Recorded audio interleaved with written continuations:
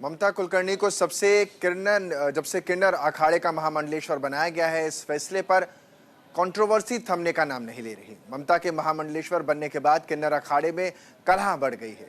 वहीं news India ने किन्नर अखाड़े के संस्थापक सदस्य दुर्गादास और किन्नर अखाड़े के महामंडलेश्वर पुष्पामयी नंदगिरी से खास बातचीत की। सुनवाते हैं आपको। जिस दिन से ममता कुलकर्णी को महामंडलेश्वर बनाया है, उस दिन से ही किन्नर अखाड़ा लगातार महाकुंभ प्रयागराज 2025 में सुर्खियों में बना हुआ है। आज कभी संस्थापक रहे अजय दास ने ये ऐलान किया है, घोषणा की है कि लक्ष्मी त्रिपाठी और ममता कुलकर्णी को किन्नर अखाड़े से निष्कासित किया जाता है, उन्हें निकाला जाता है। इसी मुद्दे पर बातचीत करने के लिए हमारे साथ पुष्पामयी नंदगिरी, जो संस्थापक भी हैं किन्नर अखाड़े की और महामंडलेश्वर, उनसे बातचीत करेंगे। अजय दास जी का जो बयान आया है, इसको लेकर आप क्या कहना चाहते हैं? देखो, जो अजय दास जी का बयान आया है वो बिल्कुल ही खारिज है, क्योंकि जो उन्होंने लेटर जारी किया है वो हमारे अखाड़े का ही नहीं। क्योंकि 2017 में ऑलरेडी हम लोगों ने उनको किन्नर अखाड़े से हटा दिया था, उसका हमारे अखाड़े से कोई लेन-देन नहीं है।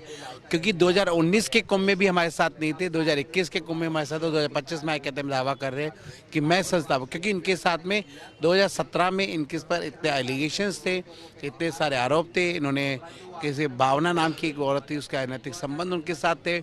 इसके अलावा 2008 के अंदर लव गुरु करके इनका एक वीडियो वायरल हुआ था, जिसमें इन्होंने को काला मुंह करके और गधे बैठा के निकाला था। और इसके अलावा कई और चीज़ें में विलपते, और अभी अर्चना दास से शादी करके, विवाह करके, बच्ची पैदा करके, जो गृहस्थ छोड़ करके और जयपुर में, और अभी 25 में आके कहते हैं मैं अखाड़े का संस्थापक हूँ। और वो कौन होते हैं हमारे? क्योंकि हमारे आचार्य की जो गुरु हैं वो हरिगिरी बापू जी हैं, तो जूना अखाड़े से हमारा वो है, तो वो कैसे कह सकते हैं कि मैं हटा सकता हूँ पद से? जब किन्नर अखाड़ा बना था तब उसमें कितने संस्थापक सदस्य थे? देखो, जब किन्नर अखाड़ा बना तब वो जरूर वो थे, क्योंकि उन्होंने राह दिखाई थी। 2016 में भी हमारे वही थे, पर उनके बाद में जब उनके पर हमें पता चला कि उनके पर इतने सारे एलिगेशंस हैं, इतने सारे, तो हमने अपने आप को सेफ। हमारे साथ दुर्गादास जी भी हैं, जो संस्थापक सदस्य रहे हैं किन्नर अखाड़े के। आचार्य जी, किस सन में किन्नर अखाड़े का जो है संस्थापना हुई थी? 13 अक्टूबर 2015 को हुई थी। आप कब से इस संस्था में हैं? मैं जब किन्नरों के ऊपर हमने बहुत साल काम किया है, किन्नरों के ऊपर काम करने के बाद हमने किन्नर अखाड़े का गठन किया है। 13 अक्टूबर 2015 को गठन हुआ है किन्नर अखाड़े का। जब से हम जुड़े हुए हैं, और आज भी हम किन्नर अखाड़े के साथ काम कर रहे हैं।